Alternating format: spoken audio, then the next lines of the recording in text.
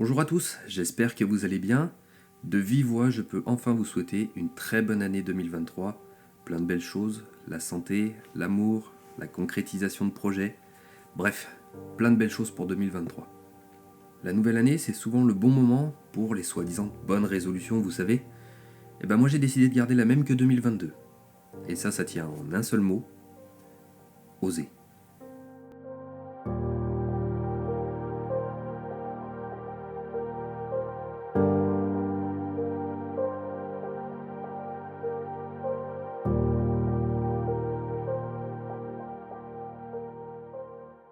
Pour la plupart, vous connaissez mon parcours, donc je vais essayer de faire une petite rétrospective, mais assez rapide.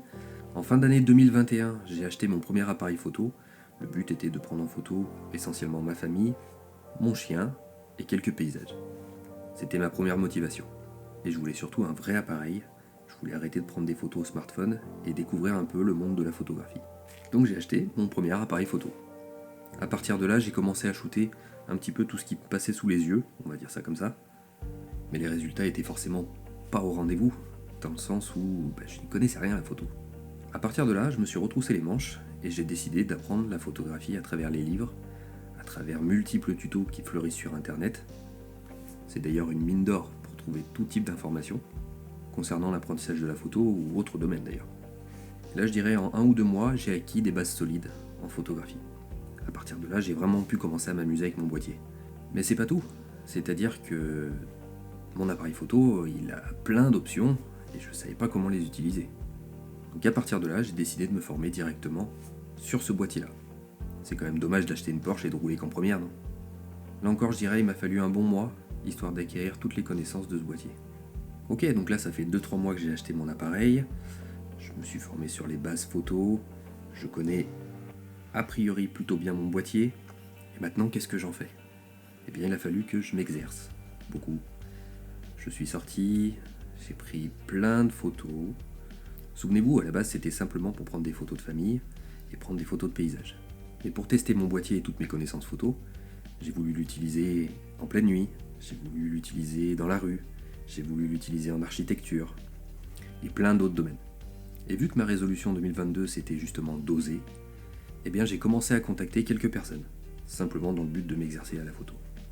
J'ai commencé à faire des photos de concerts, j'ai contacté des groupes de musique, et je me suis dit pourquoi j'oserais pas prendre des photos dans la rue. Donc c'est compliqué au départ, photographier des gens qui sont en train de marcher dans la rue, pas forcément à l'aise au départ, et vous savez quoi, j'y ai vraiment pris goût. Ça pour le coup c'est un domaine que j'aime beaucoup. Ensuite j'ai fait quelques portraits, je me suis amusé avec le light painting, bref vous l'avez compris, une fois que j'avais les connaissances en photo, tout m'était ouvert en fait. Et là j'ai commencé à vraiment prendre plaisir. Pour rappel, ça fait aller 4-5 mois que j'ai acheté mon appareil. Et toutes ces photos ensuite, j'ai osé les partager, demander des avis. J'ai rencontré des gens qui partageaient la même passion. Finalement, j'ai osé me confronter à l'œil de l'autre. Parfois, il y a des critiques, et heureusement. Et parfois, il y a aussi de très bonnes choses, de très bons commentaires hyper motivants.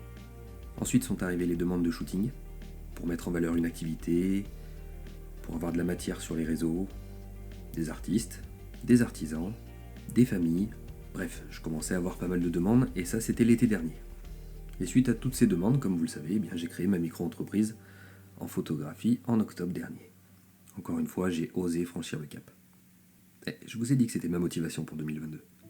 Aujourd'hui, les shootings s'enchaînent et j'en suis ravi. C'est grâce à vous.